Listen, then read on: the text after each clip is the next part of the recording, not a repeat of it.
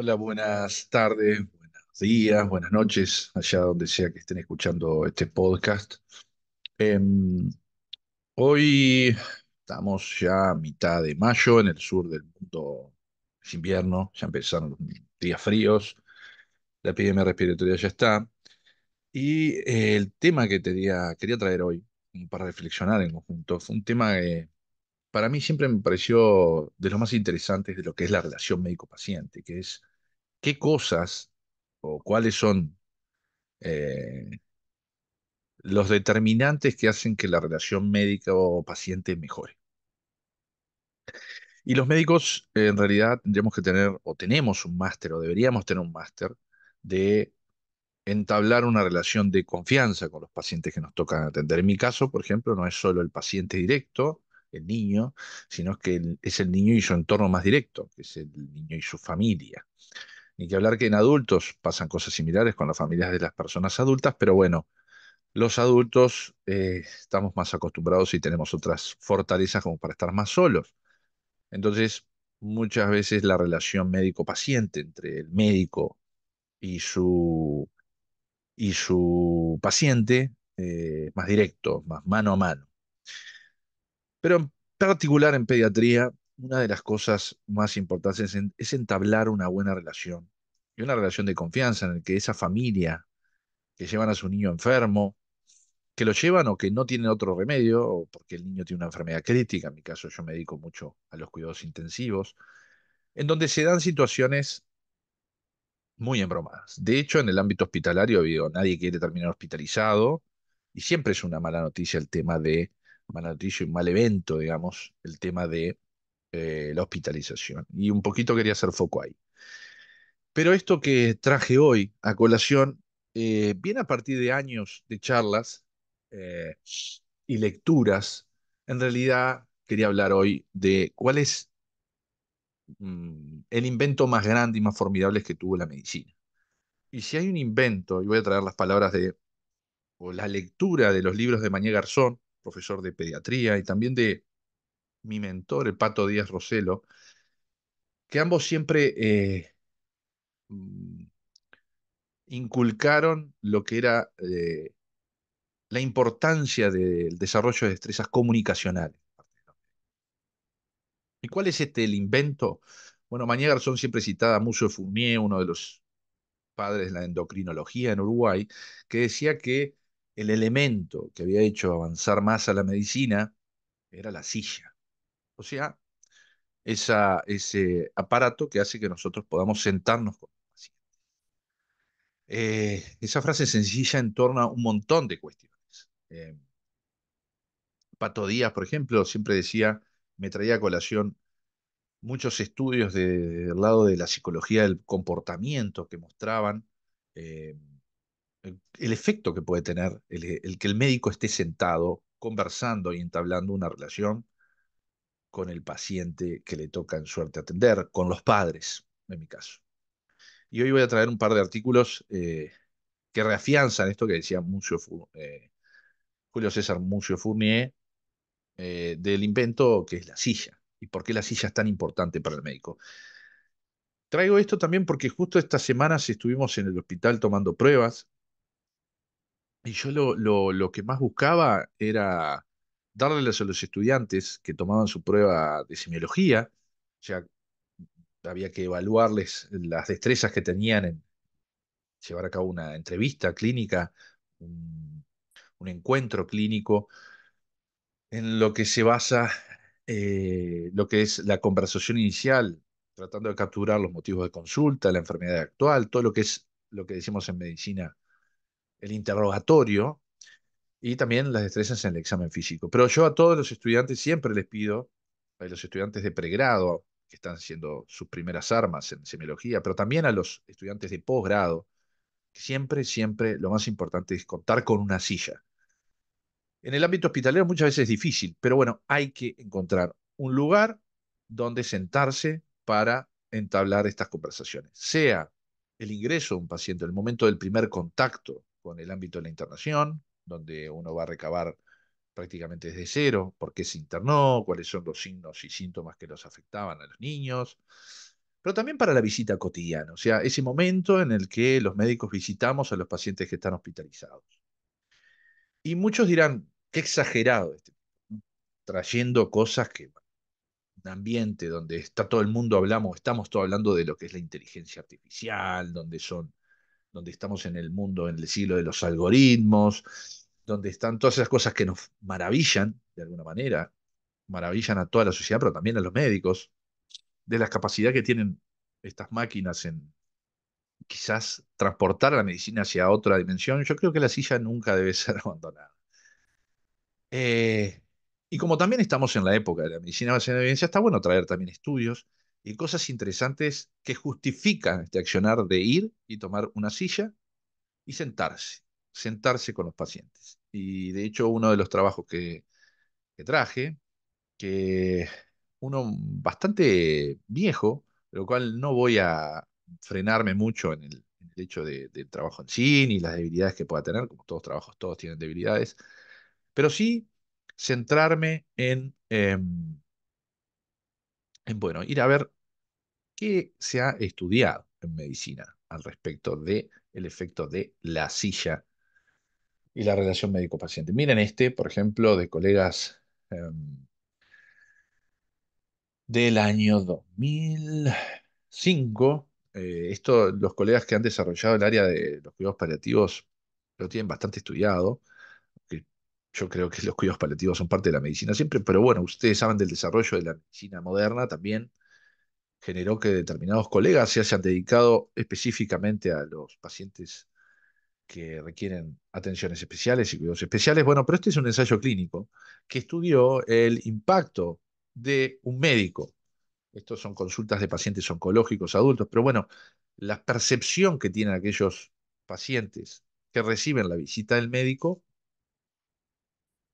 sentado versus dar el informe o la charla parado. O sea, entrar a la habitación, está el paciente, y entrar con una silla, sentarse y dar el informe, entablar la conversación, versus estar parado.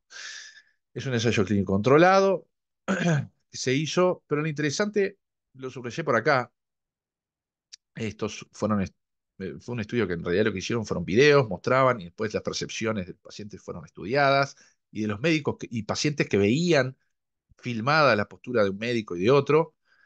Fíjense, por lo general, la secuencia de los videos tardaban entre 9 y 10 minutos, que es lo que dura o debería durar más o menos una visita diaria, y qué era lo que preferían los pacientes. Y en realidad, miren, más de la mitad preferían ciegamente al médico que se sentaba.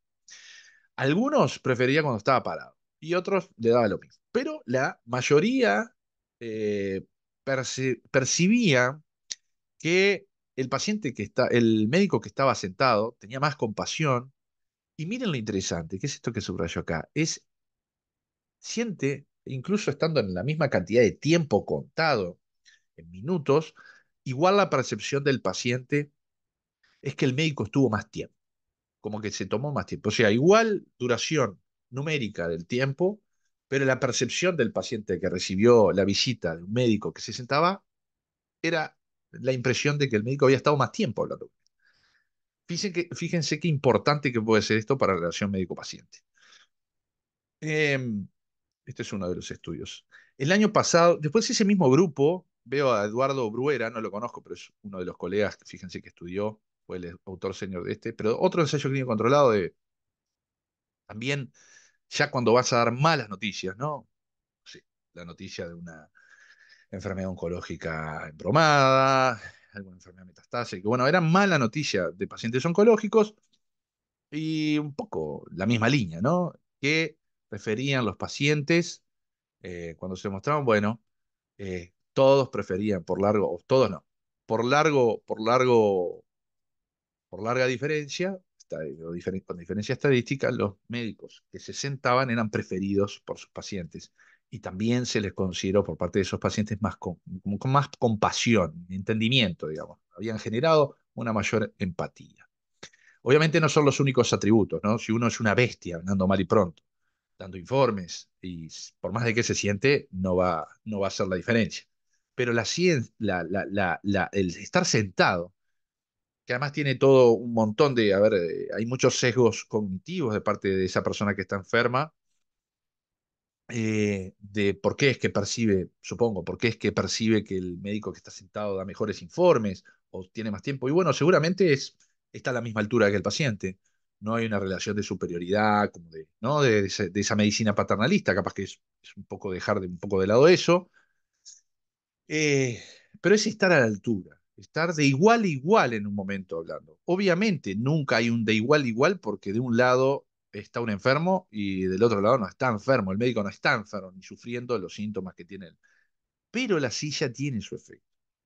Esto es, no sé si fue pero siempre Pato Díaz, mi mentor, un profesor académico de la medicina uruguaya, pediatra él, neonatólogo que ha dado durante toda su carrera buenas noticias, malas noticias, o dijera él, siempre hay buenas noticias para dar, incluso en los peores escenarios, siempre hay que buscar alguna buena noticia para dar, que las hay, y eso haré algún día un podcast. Pero básicamente lo que él siempre repetía, y no era necesario que tuviera estos ensayos clínicos controlados, era que había que tomarse el tiempo, que ese tiempo era muy, muy valioso para fortalecer el tiempo de confianza y él siempre decía que esto, ¿no? De la percepción de los padres y también de los niños, cuando los niños ya son más grandes, de qué médico prefieren, y prefieren el que está sentado, que se toma el tiempo de sentarse, les da la percepción de que está más tiempo acompañándolos, charlando con él de igual a igual, con ellos de igual a igual. Miren qué interesante este que salió. El British Medical Journal tiene sobre fin de año, siempre sacan series de ensayos clínicos, este es uno, sobre las Navidades, que muchas veces son temas muy divertidos los que estudian. Bueno, lo que estudiaron es cómo era ya no si se tenían que estar sentados o no, sino que hacían un nudging, o sea, nudging quiere decir un poco jugar con estos sesgos cognitivos y le dejaban al médico, lo hacían entrar al médico a un lugar donde había eran aleatorizados a dos grupos, digamos, uno que era una habitación, ahora les voy a mostrar la foto, fíjense, la habitación era esta. Mm, A ver si está acá. Ahora la busco. Ya se los muestro. Para los que están escuchando y no mirando esto, básicamente es una habitación, la de arriba, en la cual ya cuando entra el médico hay una silla al costado de la cama del paciente, versus la misma habitación, pero esa silla plegada a un costado. Y vieron qué efecto podía tener esto y qué iban a hacer qué hacían los médicos cuando se encontraban con esto. Y lo que estudiaron, bueno, no, la intervención era el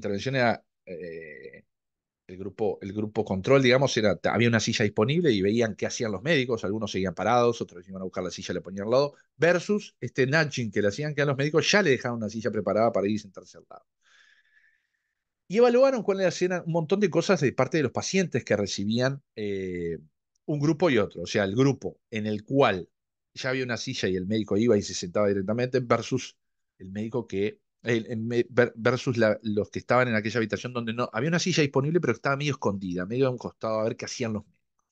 Algunos médicos iban, agarraban, tomaban y ponían al lado, otros las ponían en otros lugares, pero lo que evaluó el estudio fue qué efecto tenía esto sobre la percepción de esos pacientes.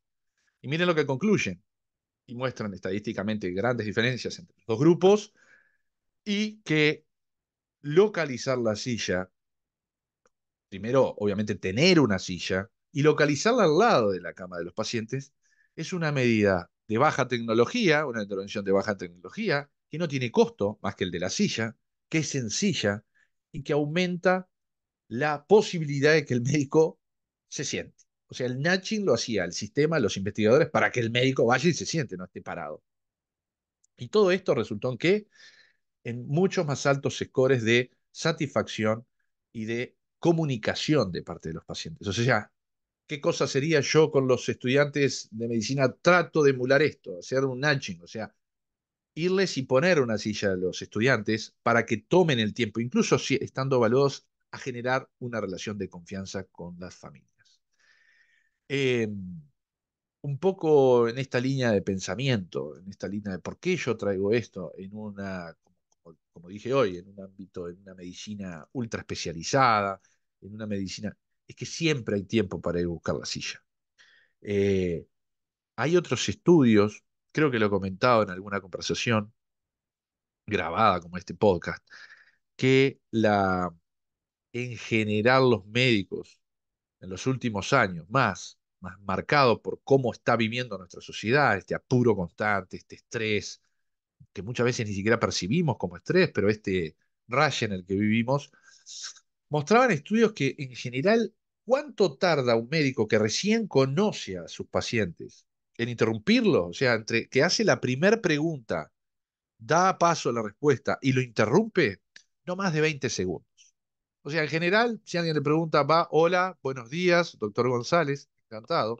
Dígame, señor, señora, ¿por qué consulta con su hijo? ¿Por qué trae a los hijos? Y se ha contado cuántos segundos cortan o interrumpe el médico desde que empieza a hablar, no más de 20 segundos. O sea, los médicos en general somos grandes interruptores de conversaciones.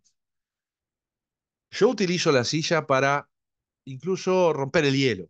Entro con la silla o digo, permítame, me voy a sentar aquí, me pongo al lado, del lado donde están los padres, y trato de entablar una relación prudente, una distancia prudente, pero siempre tratar de utilizar la silla si tengo el tiempo, y obviamente no es algo de urgencia o de emergencia donde hay que actuar más que hablar. Pero la mayoría de los encuentros clínicos son en un ámbito controlado, donde no hay tal urgencias.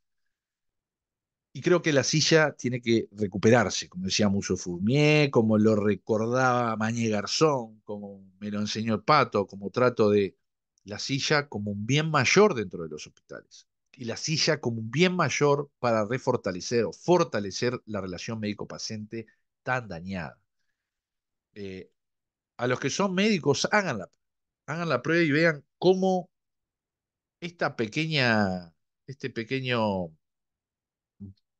viraje o esta pequeña, no es un engaño, porque no hay ningún tipo de engaño, sino esta pequeña intervención, que es sin costo, que es sencilla, de colocar una silla, de sentarse con los pacientes para hablar, puede tener un efecto impresionante. Y lo va a tener en los pacientes. El médico que no se siente versus el que se siente, seguramente el que se sienta al lado de los pacientes va a tener mayor, va a lograr mayor satisfacción. Miren qué interesante, y esto también es enrabado de cosas que he hablado algunas otras veces, el efecto mágico de la medicina, que el médico no hizo nada, pero hizo mucho. Siempre me hace acordar a cuando yo enfermaba, cuando chico tenía muchísimas anginas pultáceas, ¿no? Tenía faringitis a repetición, vivía los inviernos prácticamente que siempre alguna angina pultácea tenía. Me sufría bastante de infecciones respiratorias de faringitis. Y, y mi madre se ponía muy preocupada. Además, yo de niño hacía mucha fiebre, fiebre alta, fiebre 39, 40, como poco. Y me daba muchas teñas, obviamente, estaba muy decaído. Mi madre se preocupaba, llamaba al pediatra, que en aquel momento venía cuando podía, pero dentro de las primeras 24, 48 aparecía en algún momento mi pediatra, el Quique Kierzenbaum se llamaba, José Kierzenbaum. Y cuando llegaba, más allá de lo que me recetaba, mi madre, al irse, él, sentarse a hablar con mi madre, examinarme, hacer un diagnóstico, faringitis, indicar un antibiótico, si era el caso, mi madre al salir, el médico, al salir Kersenbaum, mi pediatra, mi madre ya estaba tranquila, ya estaba mejor. Y en realidad no había un efecto sobre la infección en curso, pero sí sobre la percepción de mi madre. La tranquilidad que le brindaba al médico, de confianza de la familia en que iba y daba su diagnóstico y elaboraba una propuesta de tratamiento. A mí no me habían dado el benzetacil todavía. O sea, la infección estaba prácticamente igual que la media hora antes de que llegara mi pediatra. Pero la satisfacción de mi madre, de la tranquilidad que le generó, ya cambiaba completamente el escenario. Y así también le pasó otras veces en mi familia y lo he visto como paciente. Cuando un médico va y acude a una consulta o le toca una consulta y es malo ir a informes apurados o justo porque también los médicos tenemos malos días, no llegan a entablar una buena relación, seguramente la percepción de las familias sea mala, sea negativa. O qué cosa más importante que el tiempo, ¿no? Fíjense el efecto de la silla sobre la percepción del tiempo. Eh, evitar eso de que tenga la sensación el paciente de que uno no le está dando la suficiente importancia a lo que tiene, ni le está dedicando el tiempo. Siempre recuerdo eh, un artículo que leí hace un tiempo sobre reanimación en pediatría, que mostraba Constantino Canaris, él es de la isla de Chipre, pero está radicado en Inglaterra hace muchos años. Y es un tipo de un enorme corazón y una humanidad tremenda, además de excelente técnico. Trabaja en los servicios sanitarios de Gran Bretaña. Ahora es profesor en la Universidad de Cambridge.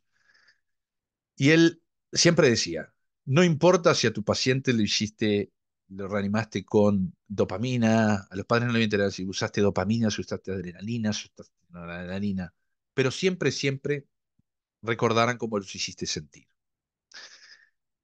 Un poco es esto, ¿no? La silla lo que trae es un poco más de cercanía. Permite esta intervención que uno genera confianza con el paciente que le tocó en suerte atender. La mayoría de nuestros pacientes no eligen el médico que les toca en suerte. Es así. La mayoría de nosotros no elegimos, los que no somos médicos. Los médicos tenemos otras tretas, digamos, porque es nuestro propio gremio de poder elegir y saber quién te va a atender. No. Pero la mayoría de la población no es así. La mayoría de la población, justamente, es a suerte y verdad el médico que les toca. Si todos recordáramos que una intervención gratuita, como es la colocación de una silla, tiene tamaño efecto, como muestran estos ensayos clínicos, o yo diría que ni siquiera eh, deberían ser necesarios estudiar esto desde el punto de vista científico, porque qué cosa más normal es tener una conversación de confianza cuando uno va a hablar con un amigo, con tu pareja, cuando hay que hablar de cosas importantes. Y la enfermedad que hospitalizan y que hablar siempre es importante. Todos nos sentamos. Queremos estar cómodos, confortables y en un ámbito de tranquilidad y darnos tiempos para hablar. Y eso es lo que posibilita este invento fabuloso de la silla. Ojalá les haya servido por lo menos para reflexionar conmigo. No sé si alguna vez habían pensado en el efecto de la silla. Es una tecnología, pues no deja de ser una tecnología, que creo que podría ser ubicua en todos los hospitales del mundo, tener una silla donde sentarnos. Los dejo con este pensamiento del día de hoy. Para la semana que viene seguramente tenga un invitado. Los dejo hasta el próximo Sesgos. Y bueno, si quieren, se suscriben Spotify, a mi canal de YouTube, para seguir un poco los contenidos que he tratado de compartir. Les mando un saludo. Chau, chau.